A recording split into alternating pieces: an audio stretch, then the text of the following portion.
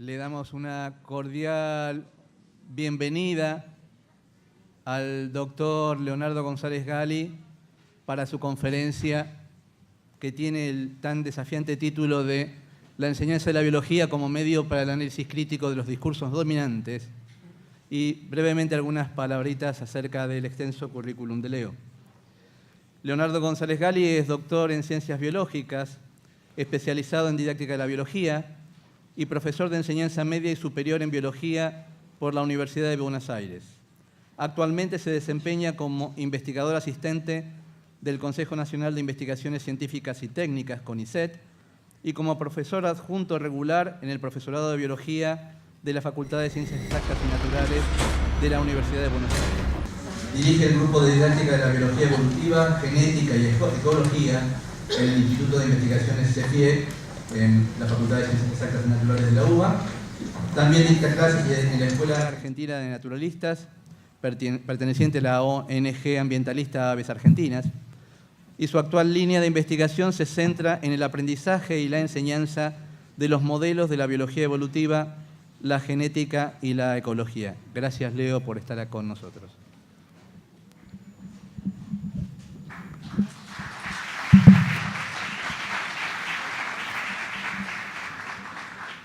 Bueno, muchas gracias, Alejandro. Buenos días a todos y a todas. En primer lugar, le agradezco mucho a las autoridades de la ADVIA y de las demás instituciones organizadoras la invitación.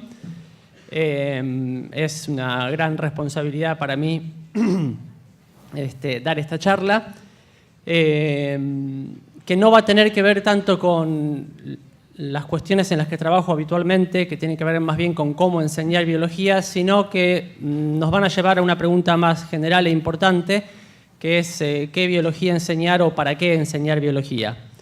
Espero que algo, por lo menos, de todo lo que diga sea mínimamente original.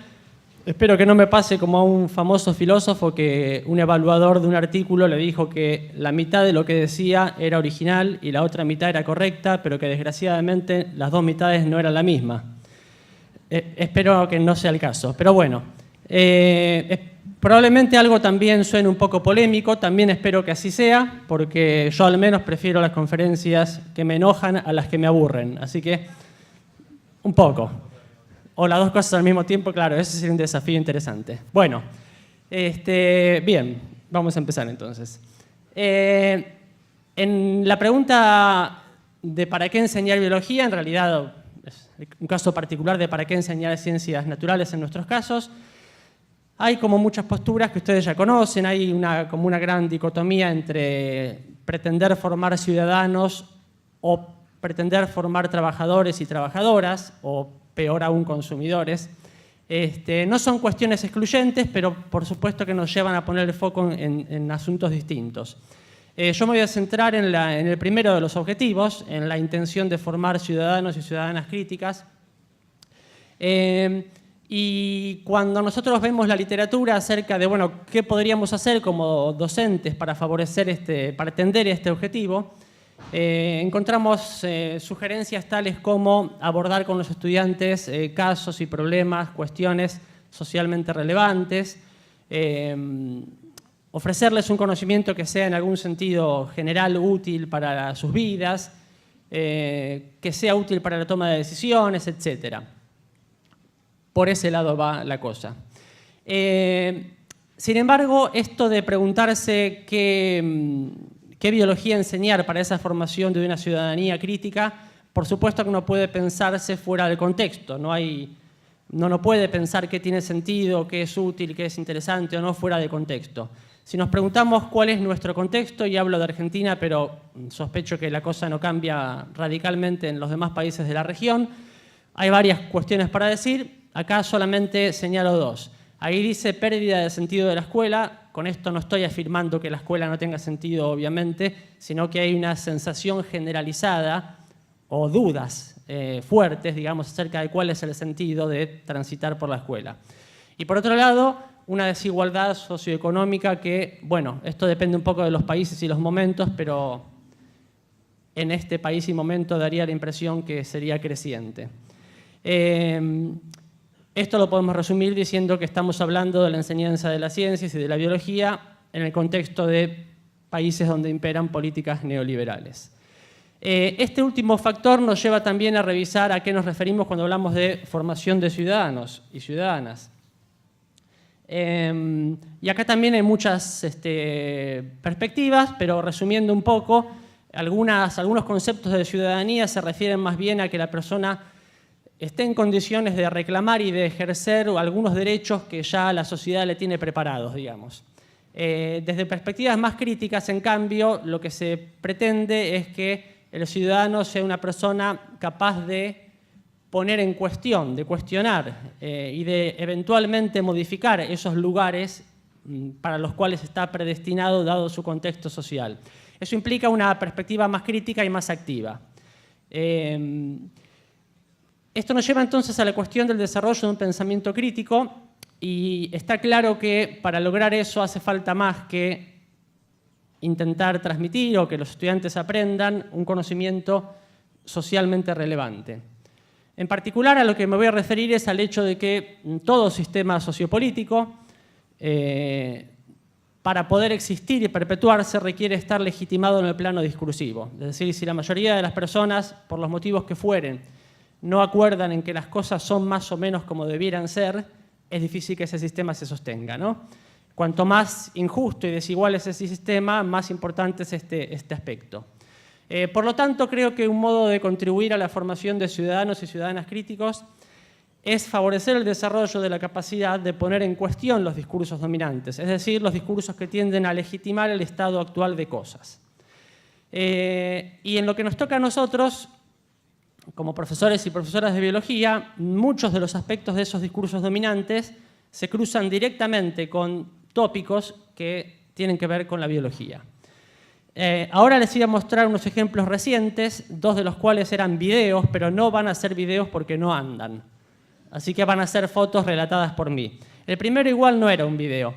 Lo que les voy a mostrar ahora son algunos ejemplos de estos discursos que circulan en nuestra sociedad, a los que me refería, que tienden a legitimar el actual estado de cosas y que tienen aspectos particulares en estos casos que se cruzan con la biología.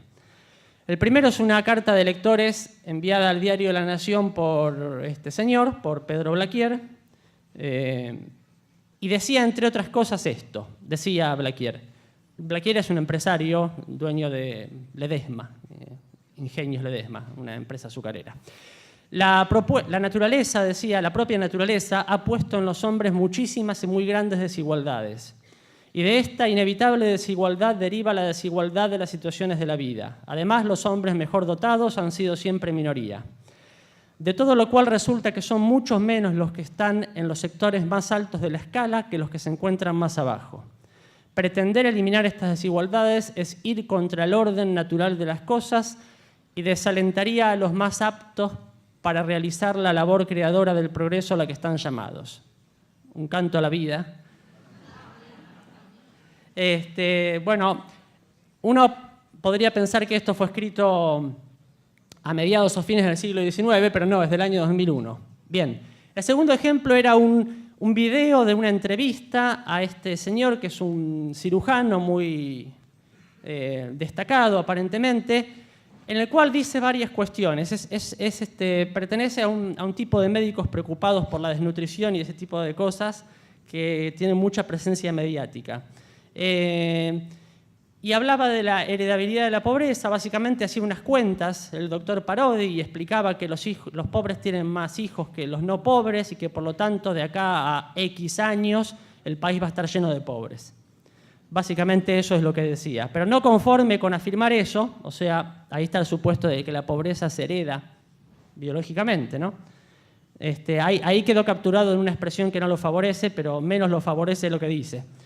La otra cosa que decía es que él había trabajado en estos temas en Australia y que en Australia tenían un enorme problema porque el gobierno había decidido invertir mucho dinero para mejorar la situación de los aborígenes australianos, pero que habían fracasado totalmente porque el problema era genético y de hecho agrega la curiosa hipótesis de que los aborígenes australianos no son Homo sapiens.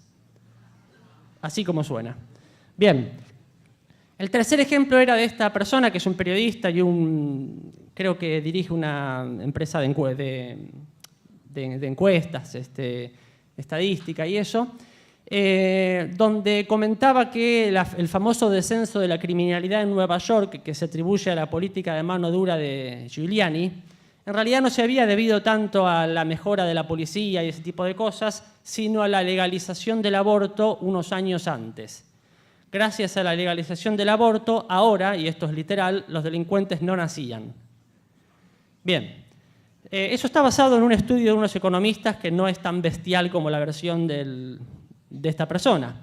Pero estos son algunos ejemplos y la lista podría ser interminable. Hay un tal doctor Albino que nos regala 4 o 5 declaraciones de este estilo por día, así que podríamos estar todo el día así, no vale la pena. Suficiente horror. Está claro que estos discursos pueden y deben ser denunciados y cuestionados desde la biología. Son discursos reduccionistas, ¿no? El problema de los aborígenes es genético, son discursos deterministas, los delincuentes no nacieron, etcétera, etcétera. Esto es bien sabido por todos. Entonces, los objetivos de esta charla son, por un lado, reafirmar el objetivo, como educadores y educadoras, de que la enseñanza de la biología contribuya a poner en cuestión estos discursos, contribuya a la formación de ciudadanos y ciudadanas capaces de cuestionar estos discursos. Pero, y acá viene la segunda mitad que puede ser un poco más original, seguramente es incorrecta, pero también quiero poner un poco en cuestión el modo en el cual habitualmente se pretende ejercer esta crítica. La pregunta, en definitiva, que estoy planteando es en qué consistiría un pensamiento crítico y, en particular, en relación con la enseñanza de la biología. Y lo que voy a decir, lo que voy a compartir con ustedes, tiene que ver con que yo percibo que muchas veces la reacción crítica frente a los discursos biologicistas, que, insisto, no hay ninguna duda que deben ser denunciados y atacados desde la educación crítica, yo percibo que muchas veces esa crítica de esos discursos tiene, entre otras, estas 3 características. La mirada alternativa que se propone a lo que se dice desde los discursos biologicistas suele ser unicausal, o sea, se suelen reemplazar esas causas biológicas determinantes por otra causa no biológica determinante, frecuentemente alguna causa social. Suele adherir a una forma de pensar que llamaré excepcionalismo, que básicamente consiste en el supuesto de que nosotros, los seres humanos, no somos como las demás criaturas, sino que somos una excepción, ¿sí? Esto implica la negación de la pertinencia y la legitimidad de la biología a la hora de pensar los asuntos humanos. Cuando hablo de asuntos humanos, no hablo, por ejemplo, de los efectos fisiológicos de una hepatitis. Ahí nadie duda de que la biología es pertinente. Hablo de cuestiones tales como la psique, la conducta, lo social, etcétera, etcétera, ¿no? Cuestiones donde la biología se cruza con las ciencias sociales y ahí surgen los conflictos. Y la tercera característica de esta crítica que yo voy a criticar es el relativismo, es una cuestión epistemológica esta. Muchas veces esa crítica parte de señalar que ese discurso desde la biología sobre lo humano, bueno, es un discurso más construido en cierto contexto, por ciertos intereses y demás, y que, por lo tanto, no lo deberíamos tomar tan en serio. Esto sería algo así como una epistemología relativista, pero vamos a ver después que a veces ni siquiera eso, sino que muchas veces la crítica se basa en una epistemología simplemente inconsistente, que es relativista cuando le conviene, pero cientificista cuando le conviene, o lo que venga. Vamos a un par de casos concretos. Las neurociencias. Tema sobre el que sé muy poco, pero como siempre me acusan de hablar de evolución y no de otra cosa, decidí hablar de temas que no sé. Bueno, supongamos que eso es una mejora. Las neurociencias. Bueno, todo el mundo sabe que las neurociencias están por todos lados, no hay modo de escuchar o de leer nada sin que nos digan algo sobre el cerebro. Esto es solamente un breve muestrario de los incontables libros que todos los meses se editan, que hablan del cerebro del niño, de la mujer, del hombre, del anciano, del deportista, del cuñado, de todo, del bebé, etcétera, etcétera. Algunos son más extraños que otros los títulos, pero hay de todo. y que además prometen que ese conocimiento nos va a ayudar a llegar a los 114 años sin olvidarnos dónde pusimos la llave y esas cosas. Una de las cosas buenas que tiene esto es que hay casi tantos libros de esto como de autoayuda en las librerías, lo cual es un progreso. Pero bueno, si ustedes buscan en los medios de comunicación vamos a encontrar infinitas noticias de este estilo. Por ejemplo, acá se habla de la depresión y de otros trastornos psiquiátricos, pero en particular de la depresión. Y en esta nota periodística se reduce el problema, por supuesto, a una cuestión de neurotransmisores. Entonces, se dicen cosas tales como que las alteraciones del comportamiento que caracterizan a patologías como la ansiedad, la depresión, etc., pueden tener un mecanismo común, que sería el exceso en la tasa de liberación del principal neurotransmisor excitatorio del sistema nervioso central, el glutamato. Y atribuyen ese exceso de glutamato a una sobreexpresión de un gen en particular. Entonces, claro, si uno lee este tipo de notas, hay un gen que produce un exceso de neurotransmisor que produce depresión. Hay una linealidad causal y lo único relevante ahí son las neurociencias, claramente. Entonces vamos ahora a las críticas que este tipo de enfoques suscitan. Estas críticas en general derivan de la pluma de psicólogos, psicólogas, psicoanalistas con mucha frecuencia. Por ejemplo, esta autora escribe una nota donde dice que las neurociencias van en contra del pensamiento crítico. Es psicoanalista. En esta otra nota que dice la felicidad al alcance de cualquier cerebro, otra autora dice cosas tales como que la neurociencia cognitiva se inscribe en un proyecto de un mundo basado en leyes de la biología, reducido a la naturaleza, planteado con criterios funcionales, pragmáticos y utilitarios, un discurso ideológico y totalitario con un argumento pretendidamente científico. Bien. Otro ejemplo de una autora bastante conocida, de hecho en este caso la periodista. Las neurociencias respaldan la jerarquía de los sexos.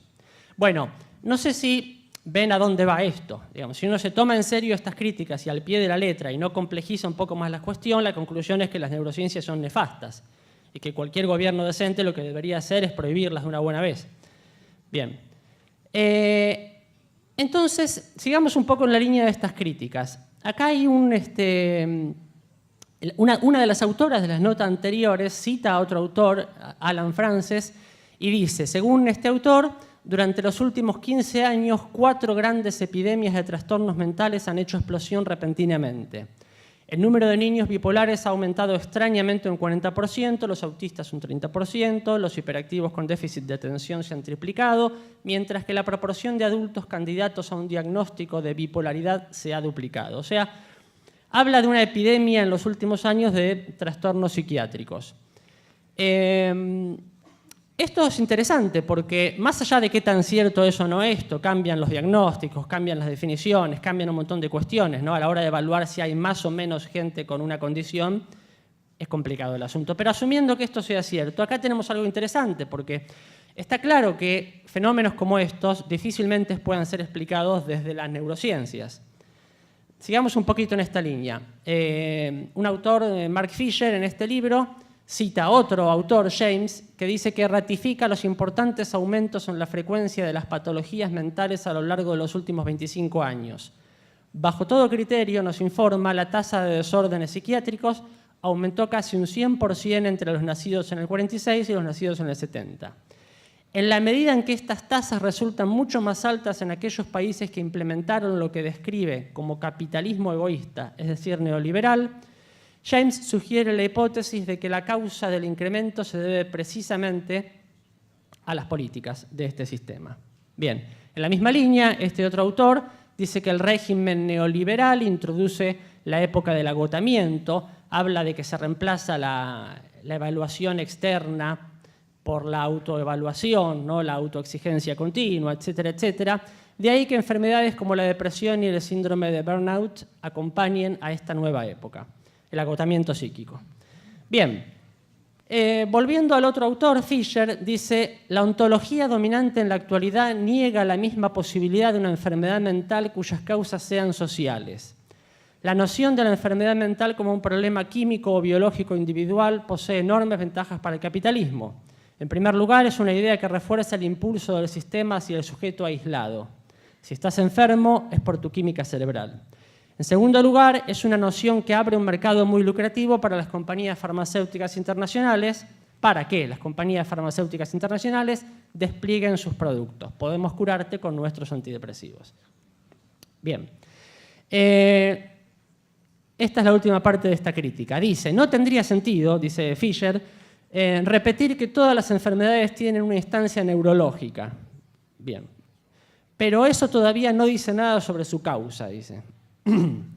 Sí, es verdad que la depresión se constituye en el nivel neuroquímico por un bajo nivel de serotonina. Lo que todavía necesita explicación, dice, es por qué un individuo particular tiene bajos niveles de serotonina. El caso requeriría, en efecto, una explicación social y política.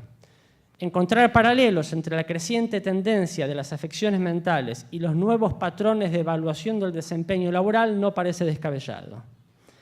Bien, todo esto es una crítica a esa mirada biologicista, en este caso esa mirada que viene de las neurociencias sobre los trastornos psiquiátricos. Y lo que yo quería señalar es que hay mucho en esta crítica, con lo cual seguramente muchos y muchas estaremos de acuerdo, yo en particular lo estoy, y también podemos empezar a sospechar que sería interesante discutir estas cosas con los estudiantes, ¿no? El problema es a las conclusiones a las cuales se va llegando, que sería que la causa no está en el estrato neuroquímico, sino en lo social, ¿sí? Entonces, un problema que yo veo acá es que hemos reemplazado un razonamiento lineal de este estilo, lineal, unicausal, llámenle como quieran, por otro de este estilo. Y no sé hasta qué punto es un gran avance eso. Son dos casos de razonamiento causal lineal y esta es una de las tendencias de la mente humana con las cuales tenemos que lidiar cuando queremos enseñar una mirada compleja del mundo. Tendemos todas las personas a este tipo de explicaciones monocausales, pero justamente el desafío es construir explicaciones complejas. En ese sentido es que me pregunto si es mejor una que otra, porque una suena políticamente más simpática que la otra. Quiero decir que es claro, para mí al menos, después lo discutiremos, que los modelos de las neurociencias tienen mucho para decir legítimamente sobre por qué una persona tiene depresión o cualquier otro sistema, pero también es evidente que los modelos de las neurociencias no pueden explicar por qué la cantidad de personas con depresión aumentan en pocos años, casualmente, no casualmente, de la mano de ciertos cambios económicos. Es igualmente claro que ahí debe haber modelos de las ciencias sociales que tienen algo para aportar, pero que tampoco podrían explicar todo el fenómeno, porque lo que se pueda decir desde las ciencias sociales difícilmente puede explicar por qué esos cambios económicos producen aumento de depresión y no cualquier otra cosa. Bien, una idea que me parece interesante pensar es que solamente alguien que no comprenda ni unos modelos ni los otros puede llegar a creer que esos modelos pueden explicarlo todo el fenómeno. Voy a volver a esta idea más adelante. Por otro lado, la denuncia del presunto carácter intrínsecamente reaccionario, conservador de las neurociencias. Donde dicen neurociencias pongan genética o cualquier darwinismo o cualquier otra cosa que venga de la biología. Implica que lo único que estas ciencias tienen para aportar es una justificación y legitimación del statu quo, digamos, ¿no? Esto lleva a una mirada inevitable y total y sin matices negativa de esas disciplinas científicas.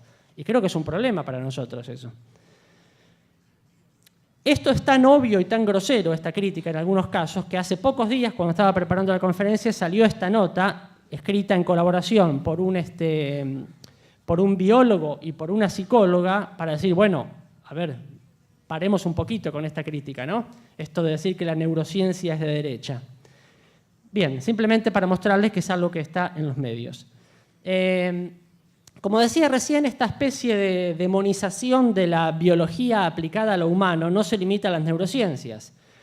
La genética y el evolucionismo en general y en particular, sí, bueno, algo tenía que decir de evolución, y el darwinismo en particular no se han salvado, por supuesto, de este tipo de críticas.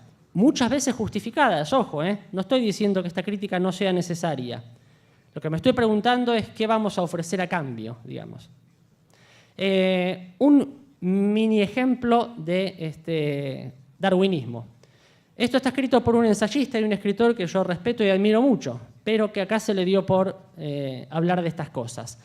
Habla sobre la cuestión del altruismo y del egoísmo, una nota en página 12, y dice cosas tales como: desde San Agustín y Hobbes hasta Lacan se nos decía lo mismo que sostenía Dawkins, Richard Dawkins, el del gen egoísta, el evolucionista, que todo acto altruista tiene en el fondo fines egoístas, alimenta nuestra vanidad, incluso nos da un subidón químico de oxitocina. Bueno, decir que San Agustín, Hobbes, Lacan y Dawkins dice lo mismo es un poco fuerte. En particular, Dawkins y Lacan, creo que los dos se sentirían horrorizados de que se los acuse de estar diciendo lo mismo.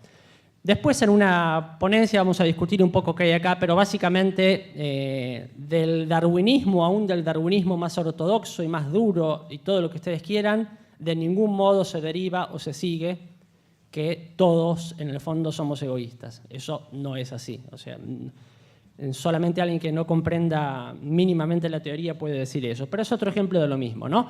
La neuroquímica, la neurociencia serían de derecha, el darwinismo sería de derecha, etcétera, etcétera. En el caso de las neurociencias apareció la genética también, recuerdan, ¿no? Había un problema con las cantidades de glutamato o no sé qué, pero eso se debía a la sobreexpresión de un gen. En el fondo, detrás siempre están los genes, por supuesto. Entonces, lo que les voy a proponer un poco para empezar a sugerir qué otro tipo de análisis creo que sería interesante proponer a los estudiantes, es preguntarnos ahora por qué la afirmación de que un gen puede producir directamente algo como la depresión resulta creíble para la población general. Es claro que resulta creíble, porque si no, no se abusaría de ese tipo de afirmaciones como se abusa en los medios de comunicación. ¿Por qué resulta creíble? Bueno, las noticias, los titulares, las afirmaciones en este sentido son infinitas y una más espantosa que la otra. Por suerte esto no eran videos. En busca del gen malvado, ¿no? El gen que nos hace matar a otras personas. La ciencia lleva años buscando el gen malvado que explique el porqué de estas conductas. Está claro, ¿no? Determinismo, reduccionismo, unicausalidad, todo junto, en un renglón. La infidelidad, ¿culpa de un gen? Sí, obvio. ¿No? También hay genes buenos, el gen de Matusalén, ¿no? Ahí vemos a un señor que se llama Joan, que tiene 363... No, mentira. Tiene 90 y pico, pero ahí está riéndose, parece que está muy bien. Gracias a que tiene un gen. Y por supuesto también identificar algún gen milagroso será la cura del cáncer, la diabetes y la gripe, así todo, de una. Te tocó ese gen y no te para nadie. Debe ser el mismo que ¿no? Bueno, no importa. En fin, lo que voy a comentar ahora son algunas ideas sacadas de estos dos libros, entre otros, de hecho hay uno tercero citado, que se centran en un análisis del discurso de la genética. Entonces vuelvo a la pregunta que les planteaba recién. ¿Cómo es posible que afirmaciones tan burdas cuelen tan bien y sean tan populares y tan reproducidas y tan creídas por todo el mundo, ¿no? Este es un chiste que seguramente conozcan, de Daniel Paz, que está muy bueno y que capta algo importante, que por eso el chiste funciona, porque el chiste juega y cuenta con una concepción muy difundida de que de algún modo el ADN y los genes son la esencia de la vida, ¿no? Todo lo demás está bien, es importante la insulina y todo eso, pero los genes, el ADN, son la esencia de la vida. Este chiste funciona porque la mayoría de la gente le atribuye a los genes unos poderes sobrenaturales. Por eso funcionan esos titulares. Un gen te hace ser inmortal, un gen te hace ser infiel, un gen te hace matar a tu vecino con la motosierra. Bien. Cosas que pasan. Pero volvamos a la biología para preguntarnos qué son los genes y qué hacen. Acá tomo ideas de la filósofa Evelyn Fox Keller, que habla del discurso de acción de los genes. Lo que ella muestra en la historia de la genética es cómo ya tempranamente Morgan, los pioneros de la genética moderna, cuando no tenían la más remota idea de lo que era el ADN ni nada por el estilo, ya empezaron a hablar de los genes como si los genes fueran entidades con poderes causales muy grandes, ¿sí? ella dice que en ese discurso se le atribuye agencia a los genes, es decir, la capacidad de hacer cosas, con connotaciones vitalistas, intencionales incluso, ¿no? El gen te hace ser así o asá. Bien.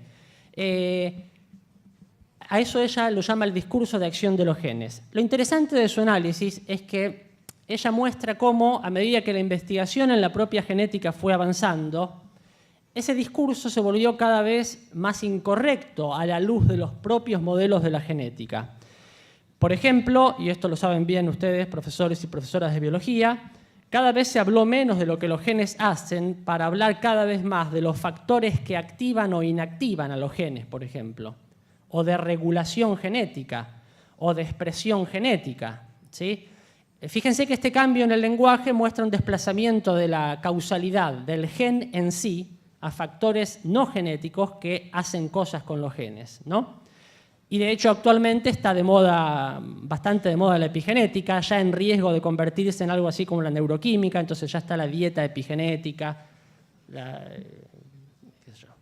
pareja epigenética, todas esas cosas. Pero esto de la epigenética tiene que ver con todos los factores no genéticos que regulan la expresión de los genes. Lo que muestra simplemente es esta cuestión, ¿no? De que los modelos de la genética actuales ponen más en claro que nunca que los genes en sí, entendidos al menos como fragmentos de ADN, son unas cosas bastante inertes, incluso desde el punto de vista estrictamente bioquímico, ¿no? Si a uno le preguntaran qué hace un gen, la respuesta más sincera sería nada, los genes no hacen nada. En todo caso, se dejan hacer algo. Bien, este distanciamiento de los modelos de la genética con el discurso de la genética no es casual. Fox-Keller dice que, por un lado, permitió avanzar en la investigación, o sea, hablar de los genes como si tuvieran esas tremendas propiedades, cuando no se sabía mucho cuáles eran las propiedades que tenían, sirvió de fundamento y de estímulo para seguir avanzando en la investigación. Pero también señala que confirió poder político. Dice ella, la atribución de capacidad de acción, autonomía y responsabilidad causal a los genes dio primacía tanto al objeto de la actividad de los genetistas como a la disciplina de la genética. Se ocupaban del fundamento de la vida. Esto me parece que es claro. Si ustedes toman cualquier titular de genética, del estilo de el doctor no sé cuánto o la doctora no sé cuánto descubrió el gen de X, y después se fijan qué es lo que dice el paper correspondiente, hay una gran distancia entre ambas afirmaciones y no es una distancia cualquiera. Si uno quiere, digamos, parecer importante y convencer a las autoridades de que financien su investigación y deslumbrar a los demás, claramente es mucho más eficaz decir descubrí el gen de la depresión que no detecté.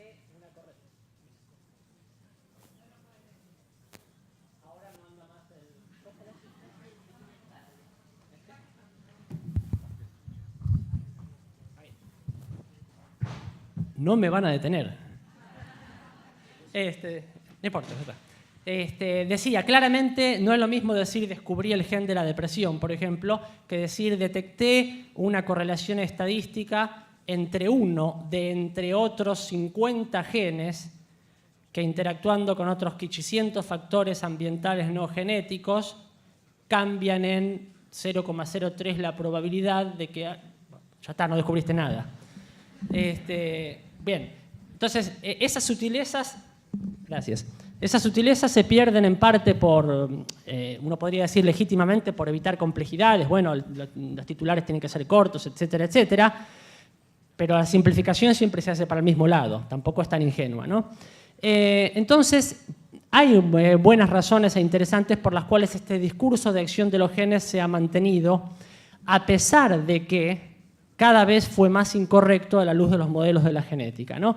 Y este discurso lo mantenemos un poco todos, los periodistas, los divulgadores, pero también los propios biólogos y biólogas, etc.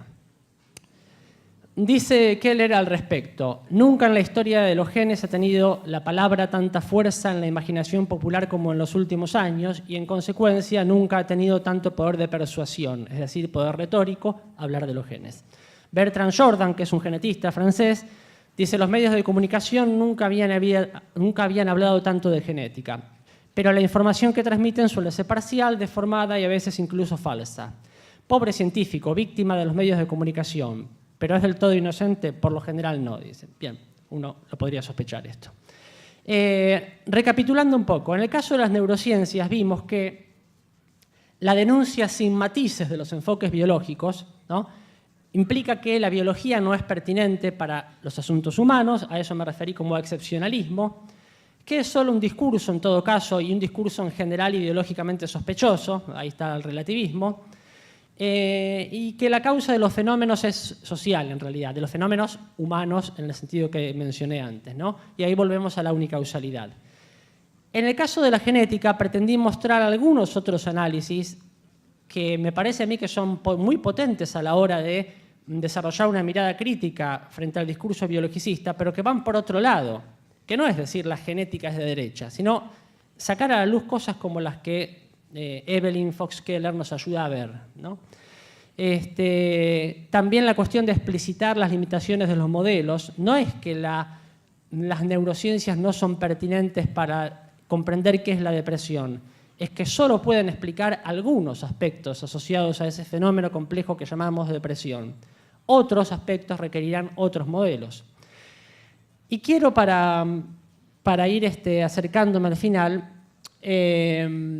volver a la cuestión del excepcionalismo y a la del relativismo que prácticamente no mencioné.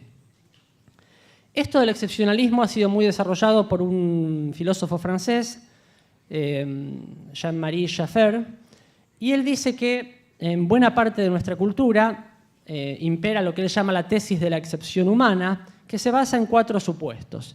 El primero, que él llama ruptura óntica, se refiere al supuesto de que nosotros los humanos somos un tipo de entidad en esencia y por principio distinto de los demás seres vivos, ¿no?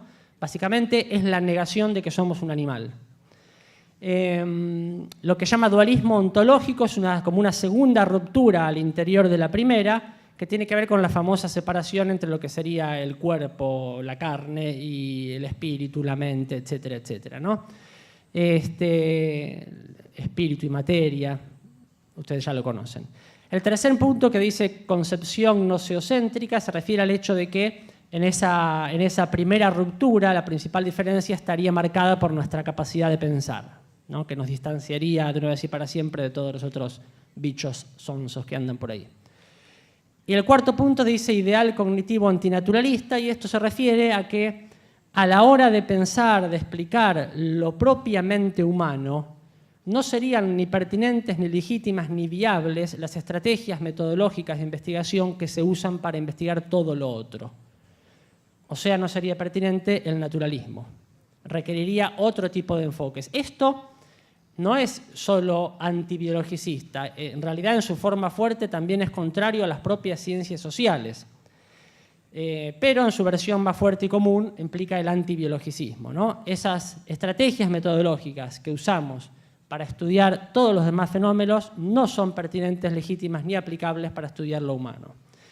Por supuesto que todo el libro, se llama El fin de la excepción humana, está dirigido a mostrar por qué todo eso es insostenible a la luz del conocimiento actual. Para nosotros y nosotras, que somos profesores y profesoras de biología, los puntos 1 y 2 deberían ser claros.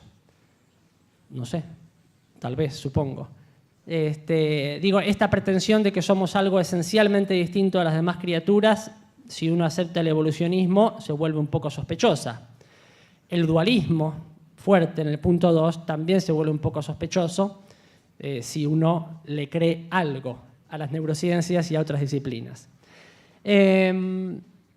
Por supuesto que este autor aboga por una mirada más compleja de lo humano, ¿no?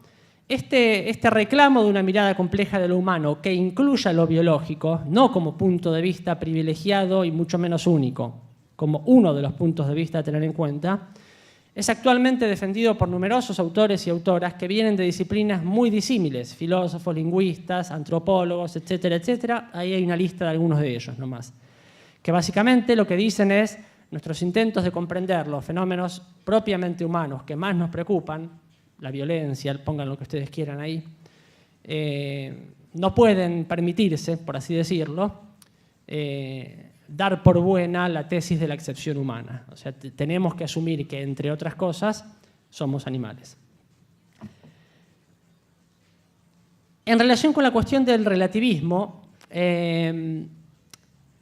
lo que quiero decir es que, aunque es claro que el cientificismo ingenuo, que suele estar más o menos implícito en los discursos biologicistas con los que empezamos, conspira contra una mirada crítica desde ya, la pregunta es si el antídoto del relativismo, o sea, el decir, bueno, esos son discursos como cualquier otro, dichos por alguien con ciertos intereses y que por lo tanto no tenemos por qué tomárnoslos tan en serio. La pregunta es si esa postura relativista es un mejor antídoto.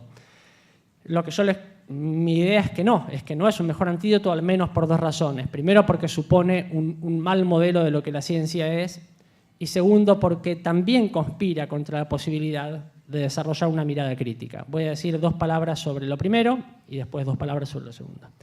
Esta cuestión acerca de cuál es la naturaleza de la ciencia es un tema muy trabajado en didáctica de las ciencias. Acá está sentado en primera fila el doctor Aduris Bravo, que es el principal referente del tema entre nosotros. Y siguiendo un poco la propuesta de este autor y otros, creo que lo que ellos llaman la perspectiva semántica o modelo teórica, basada en autores como Ronald Geer, es especialmente adecuada para esto que estoy tratando de decir. Y es una perspectiva que básicamente se centra en la noción de modelo. Ustedes la deben conocer por haber leído a estos autores. Sin entrar en los complicados detalles del asunto, lo que esta perspectiva dice es que lo central en las teorías científicas son los modelos, que son representaciones abstractas de ciertos fenómenos del mundo. Y estos modelos se parecen en ciertos grados y en ciertos aspectos a esos fenómenos representados, y esto implica que por principio nunca captan la totalidad punto por punto del fenómeno de interés, ¿no? Hay una analogía que utilizan estos autores, que es que los modelos científicos son como mapas. Un buen mapa nos dice un montón de cosas acerca del territorio, es una potente herramienta para intervenir sobre ese territorio, para tomar decisiones, etcétera, etcétera, pero nunca, jamás, por principio, capta todas las complejidades del territorio representado. Esto me parece como crucial, digamos, más que decir que las neurociencias son de derecha. Creo que sería mucho más potente que los estudiantes y las estudiantes entiendan que lo que la neurociencia hace es construir modelos y que, por lo tanto, como tales, solo podrán decir algo acerca de los fenómenos referidos, nunca todo, por principio. Esto no implica negar que las neurociencias, como todas las disciplinas, como todo lo humano, están atravesadas por las ideologías y demás. No estoy negando eso. Lo que estoy diciendo es que esa denuncia es bastante trivial y bastante poco útil, porque no hay nada de lo que hacemos los humanos que no esté atravesado por la ideología. En cambio, me parece mucho más potente entender esto. Si uno entiende esto, cualquier cosa que uno escuche de los neurocientíficos o de las neurocientíficas, va a estar claro que va a ser una afirmación que va a iluminar solamente algunos aspectos del fenómeno. Entonces me parece mucho más importante esta mirada metacientífica, esta mirada epistemológica más compleja, más eso, que la denuncia ideológica así muy como de barricada, por así decirlo. Esta perspectiva sugiere una suerte de realismo moderado, en el sentido de que los modelos en efecto se parecen en cierto grado y aspecto de la realidad, y de hecho por eso funcionan como guías potentes para intervenir en esa realidad, ¿no? Pero nunca representan fiel y totalmente a los fenómenos representados. Esto significa que se puede evaluar y discutir la adecuación de los modelos. Esa discusión siempre es contextual. Bueno, ¿el modelo es bueno o malo? Bueno, depende para qué, para quién, qué nos interesa, qué aspecto particular del fenómeno, qué recorte del fenómeno hemos hecho. Pero hay de dónde tomarse para discutir si un modelo es mejor que otro. Ahí pongo en la ilustración un ejemplo que uno diría es grosero, es caricaturesco, no tiene sentido. Malas noticias. La tierra plana. Hacen congresos sobre tierra plana hoy en día. Así que nada es tan grosero como nos parece. Esta perspectiva sugiere un realismo moderado que me parece que es interesante como alternativa al relativismo que suele estar implícito en la crítica al biologicismo. Perdón por el trabalenguas. Y esto me parece crucial. Si nosotros queremos que nuestros estudiantes desarrollen una mirada crítica de los discursos dominantes, y en particular, en nuestro caso, una mirada crítica de los discursos dominantes que toman o entran en contacto con la ciencia y con la biología. Si nosotros queremos eso, el relativismo es, con suerte, un arma de doble filo, ¿no? Si frente a las afirmaciones de los neurocientíficos, que muchas veces van a ser cientificistas y biologicistas, o los genetistas, o quien sea, si frente a eso nosotros les ofrecemos a nuestros estudiantes el relativismo, vamos a estar en problemas por ejemplo, lo que dicen estos autores, Sokal y Brigmont. Ellos dicen, si todo discurso no es más que un relato o una narración, y si ninguno es más objetivo o más verdadero que otro, entonces no queda otro remedio que admitir las teorías socioeconómicas más reaccionarias y los peores prejuicios racistas y sexistas como igualmente válidos. Obviamente, dicen, el relativismo es un fundamento extremadamente débil para erigir una crítica del orden social establecido. Es decir, si algún neurocientífico nos dijera que el cerebro de la mujer tiene tal o cual diferencia con respecto al cerebro del hombre, si algún neurocientífico dijera eso, y nosotros reaccionáramos ante eso diciendo, bueno, pero eso es lo que dicen las neurociencias, otros dicen otras cosas, cada cual dice lo suyo, hay intereses, etc. O sea, sí, caemos en este relativismo. Bueno, cuando alguien diga, vivimos en una sociedad patriarcal y por lo tanto hay que hacer algo al respecto, decimos, bueno, pero eso es un discurso de algunas personas con ciertos intereses. Está claro cuál es el problema, ¿no? Otros autores lo dicen de otro modo. Por ejemplo, Peter McLaren y el coautor, Faramanpur. Dicen, en los recintos de la teorización posmoderna y en ausencia de un criterio universal para evaluar la validez de los reclamos de verdad, nos vemos obligados a aceptar las posiciones políticamente ambiguas cuando hacemos frente a las jerarquías privilegiadas de las relaciones sociales capitalistas. O sea, él está criticando a Peter McLaren, es un pedagogo, un discípulo de Giroux, un pedagogo marxista estadounidense, y está criticando a otros intelectuales y pedagogos de izquierdas que han caído en el relativismo, diría él, ¿no? Me parece que es interesante esa crítica. Y finalmente, cito a Noam Chomsky, quien no puede ser sospechado de derechas, está más a la izquierda de cualquier cosa que esté a la izquierda de algo que esté a la izquierda. Y él dice, los intelectuales de izquierda actuales a menudo intentan despojar a los trabajadores de estas herramientas de emancipación, se refiere al conocimiento científico, informándonos de que el proyecto de la ilustración ha muerto, que debemos abandonar las ilusiones de la ciencia y la racionalidad, mensaje que alegrará los corazones de los poderosos encantados de monopolizar estos instrumentos para su propio uso, ¿no? Me parece que esto es muy interesante porque bueno, si uno lo toma en su expresión más fuerte, por supuesto uno se pone a hilar fino y dice, bueno, la ciencia, la emancipación, la ciencia no es solo eso, no, ya sabemos. Pero también está claro que el conocimiento científico es una herramienta de un poder contundente. Y que el mensaje para nuestros estudiantes sea que es un discurso más como cualquier otro, y peor aún, un discurso más como cualquier otro, en general al servicio del mantenimiento del statu quo, me parece que es un mensaje peligroso, porque no va a ser más que alejar a los estudiantes y a las estudiantes de la ciencia. En todo caso, alguno de estos autores, no recuerdo ahora cuál, decía algo así como que si la ciencia tiene aspectos que nos desagradan, claramente la ciencia es parte de la cultura dominante, eso no hay ninguna duda. Bueno, la idea no sería generar un rechazo de la ciencia, sino todo lo contrario, un acercamiento que permita una apropiación.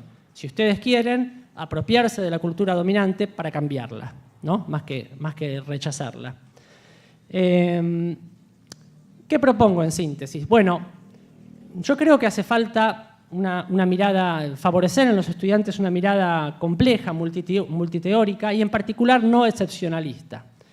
O sea, esta cuestión de este mensaje según el cual la biología está bien a la hora de hablar del riñón, pero ya cuando se trata de la mente, la conducta o los fenómenos sociales ya no es pertinente, me parece que es indefendible actualmente y me parece que no ayuda a desarrollar una mirada compleja y crítica.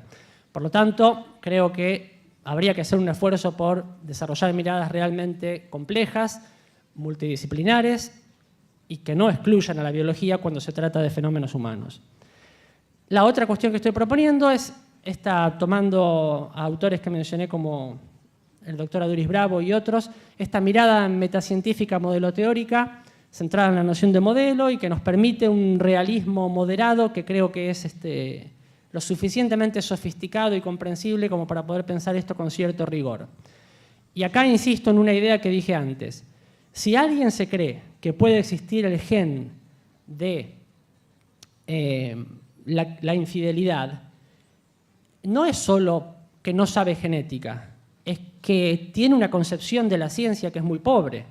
Porque aunque yo no supiera nada de genética, yo dudaría de semejante afirmación, porque está claro que la infidelidad, la criminalidad o cualquiera de esas cosas es de una complejidad tal que es inimaginable que un modelo pueda explicarlo totalmente. Entonces, esta vieja metáfora de los ciegos que tocan distintas partes de un elefante y sacan distintas conclusiones acerca de qué es el elefante, creo que viene a cuento de esto, ¿no? Si nuestros estudiantes entendieran que cualquier modelo, hasta el más famoso, potente y el más mencionado, solo puede aspirar a iluminar algún aspecto, a veces con enorme potencia, pero solo puede aspirar a iluminar algún aspecto del fenómeno, hasta le diría que los detalles de la genética y de la neuroquímica pasarían a un segundo plano. O sea, yo debería sospechar de un discurso de ese estilo, aunque sepa poco de genética y de neurociencias. Y eso no me debería llevar a rechazar lo que esos modelos tienen para decir. Puedo resumir esto del siguiente modo. Sería bueno, creo, que nuestros estudiantes, cuando escuchen hablar a un neurocientífico o a una neurocientífica, tomen lo que dice como de quién viene, ¿no? Bueno, los neurocientíficos dirán lo que tienen para decir como neurocientíficos. Y punto. Claro, es frecuente que digan mucho más, ¿no? Y ahí está la mirada crítica que necesitamos. También sería bueno que los propios neurocientíficos pensaran estas cosas y hablaran mejor. Pero bueno, todo no se puede. Entonces, esta idea epistemológica, ahí está la metáfora de los modelos como mapas, y la otra metáfora que nos dice, bueno, siempre iluminando aspectos parciales del fenómeno. Creo que es más importante esto que la denuncia ideológica. No estoy diciendo que no haga falta el análisis ideológico, hace falta. Pero eso, sin esto, me parece que es lo que podríamos llamar bajada de línea, que no es lo mismo que desarrollar el pensamiento crítico. No sé si se entiende lo que quiero decir, ¿no? Si alguien se creía el cuento de los neurocientíficos y ahora se cree que en realidad las neurociencias son una maniobra de la derecha para no sé qué, yo creo que no es ningún avance eso, sinceramente. Por eso me parece más importante esto que la denuncia ideológica. Y finalmente creo que para poder hacer esto hace falta discutir y trabajar casos de un modo complejo y crítico y relevantes. Relevantes, ustedes ya lo saben, no hay casos relevantes per se. Eso depende de quiénes son sus estudiantes y eso lo saben mejor ustedes que nadie, ¿no? Entonces, no se trata de rechazar a las neurociencias, sino de ayudar a los estudiantes a entender qué tienen para decir sobre la depresión o cualquier otro fenómeno y a la vez y explícitamente qué no tienen para decir. Tienen mucho para decir sobre la depresión, pero, por ejemplo, no pueden explicar el aumento en la incidencia de la depresión en unos pocos años de la mano de ciertos cambios socioeconómicos. Ayudar a nuestros estudiantes a mirar críticamente cómo se habla el discurso, el análisis del discurso, algo como lo que nos proponía Evelyn Fox-Keller, ¿no? Se habla de los genes como si fueran pequeños genios mágicos. ¿Y qué son los genes de acuerdo con los modelos científicos? ¿Y por qué ese discurso distorsionado con respecto al modelo científico? ¿Distorsionado para cualquier lado? Seguramente no. Ayudarlas a ver estas cuestiones. Y a preguntarnos a qué también la cuestión ideológica, política, económica, ¿no? A qué intereses responden las investigaciones, eso también es necesario. Un ejemplo que había tomado y saqué para no hacer más larga la conferencia era el de los cultivos transgénicos. Bueno, hay infinidad de preguntas interesantes para plantear que no pasan por demonizar a la biotecnología o a Monsanto. Bueno, a Monsanto por ahí sí, pero bueno, a la biotecnología, pero no, mentira. Sino por hacerse preguntas tales como, por ejemplo, bueno, si los que promueven el desarrollo de cultivos transgénicos, por ejemplo, dicen que eso es un modo de intervención necesaria para aumentar el rendimiento de la producción de alimentos. ¿Cuántas veces discutimos cosas tales como, bueno, si esa es nuestra preocupación y la vía biotecnológica es una de las vías posibles, la pregunta es, ¿qué otras vías posibles hay? ¿Y por qué de entre todas las posibles un país como el nuestro apuesta a esa y no a otras? ¿Quién, dónde y cuándo decidió eso? Estas son cosas interesantes para plantear y no implican llegar a la conclusión de que la biotecnología es un horror diseñado por Trump para dominar el mundo. Es una cuestión humana como todas, atravesada por todas estas cuestiones. Entonces creo que tomar casos interesantes y plantear preguntas interesantes con una perspectiva epistemológica interesante, como creo que es la que reseñé recién, y buscando una mirada compleja que no sea excepcionalista, creo que pueden ser algunas puntas para tender al desarrollo de ese pensamiento crítico que buscamos. Y ahora sí, para terminar, lo que quise decir es que una biología para la formación de ciudadanos y ciudadanas críticas debe servir para cuestionar los discursos dominantes. Quise decir también que esta crítica de los discursos dominantes debe basarse en una comprensión de los modelos biológicos pertinentes y no en su rechazo de plano, y en una mirada adecuada de la naturaleza de la ciencia, ¿sí? Que, insisto, implica que, con suerte, algunos de esos modelos tendrán algo para decir sobre los asuntos que nos preocupan. La denuncia del biologicismo es necesaria, la reafirmo, cuando quepa, pero no debe derivar, creo yo, en una perspectiva excepcionalista y menos aún en un discurso relativista. Hay otro problema con esto, que es que uno de nuestros grandes desafíos es hacer que la biología sea interesante para los estudiantes. A mí me cuesta imaginar que la biología, que es difícil, complicada, antiintuitiva, todo el mundo lo sabe, resulte interesante si el mensaje es que no es pertinente o que es sospechosa para las cosas que humana y legítimamente más nos importan. No sé si se entiende lo que quise decir, ¿no? Bueno, si resulta que la biología importa para la mitocondria y para el glomérulo de no sé qué, pero cuando aparecen los temas candentes, bueno, ahí no. Entonces que lo estudien los biólogos. ¿A quién le importa la mitocondria? A todos y a todas. Y creo que en este intento de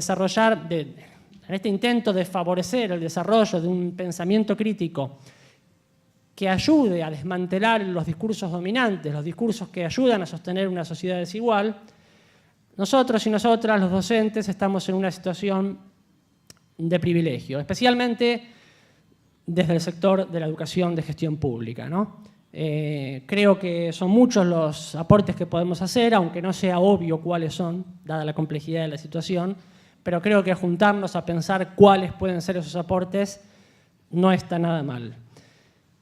Todos hemos estudiado en los profesorados las teorías sociológicas de la reproducción y cosas por el estilo, que nos muestran cómo los sistemas educativos tienden a reproducir las desigualdades, pero también hemos leído las reacciones a eso, que como toda perspectiva teórica tienden a ir demasiado lejos. Y termino entonces con una frase de Adriana Puiggrós, en la cual ella rescata la perspectiva de Freire, que dice que el educador está habilitado a transgredir las reglas de la educación dominante para ser partícipe del cambio social, descubriendo en cada situación histórica en particular las tareas que puede realizar.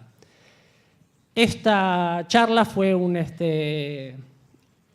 modesto y seguramente bastante fallido intento de que pensemos juntos esto, ¿no? Que pensemos juntos, que descubramos juntos qué tareas podemos realizar para que esta sociedad sea un poquito, por lo menos un poquito mejor para todos y para todas. Gracias.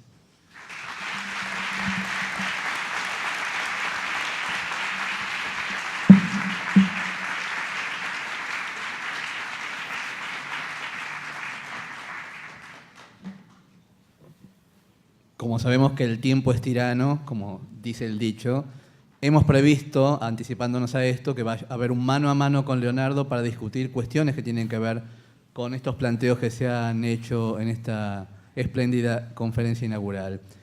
así todo, vamos a dar lugar a 3 preguntas porque estamos pasadísimos de tiempo. Entonces, 3 preguntas bien seleccionadas, hay una por allí, llevamos micrófono y después trasladamos, en todo caso, fíjate si hay alguno.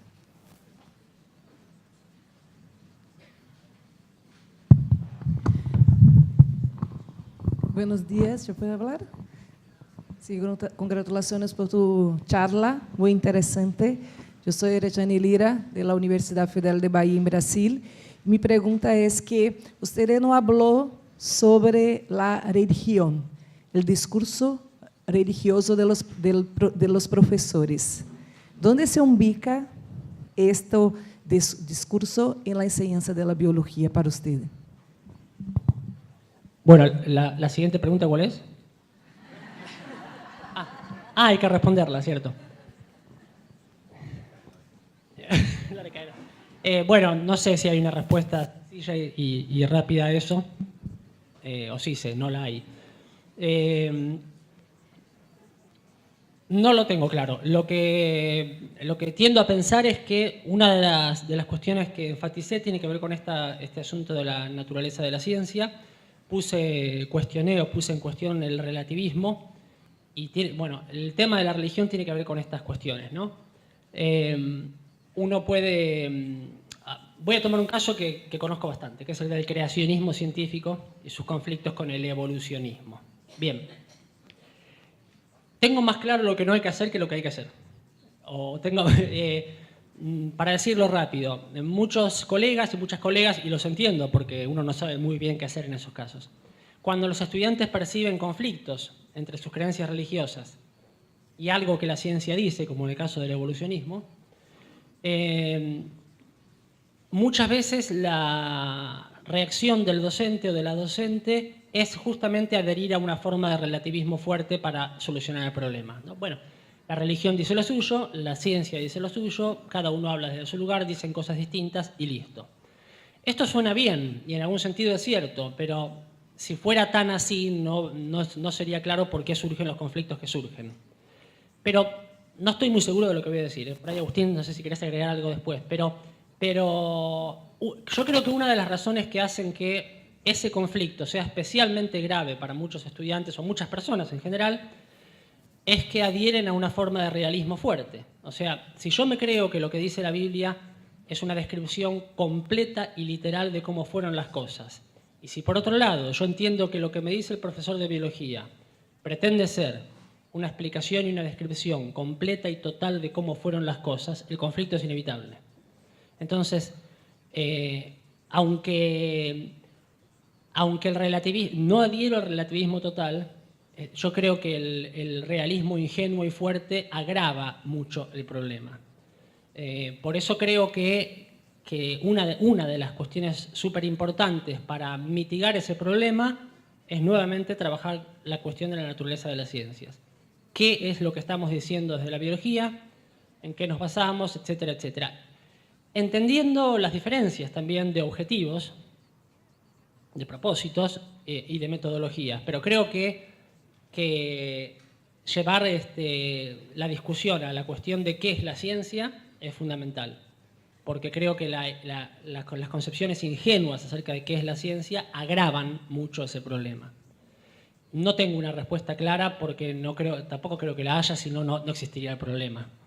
Pero mi resumen es que un modo de atacar ese problema sería hacer muchos esfuerzos para construir con los estudiantes una forma de realismo moderado, que comprenda que efectivamente son distintas formas de ver el mundo, con distintos objetivos, con distintas metodologías, etcétera, etcétera. No me gusta el intento de hacer pasar ciencia por religión, que es lo que hace el creacionismo científico y el diseño inteligente. Eso me parece lisa y llanamente una estafa, un engaño. No me gusta la solución cómoda del relativismo total, de decir, bueno, cada uno dice lo que se le ocurre. Bueno, está bien, pero ¿hace 6.000 años que existe el mundo o hace 13.000 millones de años? Bueno, tengo más claro las vías que no me gustan que la que me gusta, pero creo que centrarse en la cuestión de trabajar el tema del realismo puede, por lo menos, bajarle un poco el tono al conflicto. Una segunda pregunta, ¿por dónde?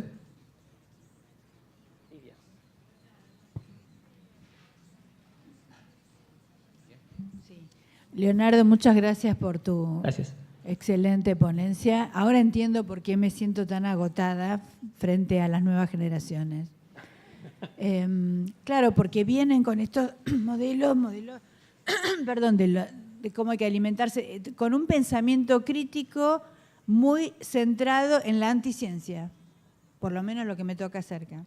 Sí, sí, sí. Entonces, es como que ya no sé dónde estoy parada, Sí. porque yo también acepto que hay excesos en la ciencia, pero la ciencia donde me colocan los anticientíficos es un lugar de ciencia que yo no defiendo, pero que defienden en la facultad, en la publicidad, incluso los neurocientíficos, que se supone que son la vanguardia, entre comillas.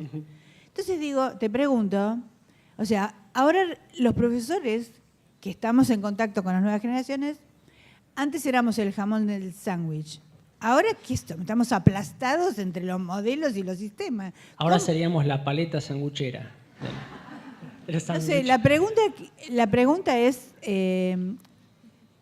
¿cómo ves esta? Porque es una complejidad que se nos vino encima rápidamente. Antes teníamos creencias, está conectado con la profesora.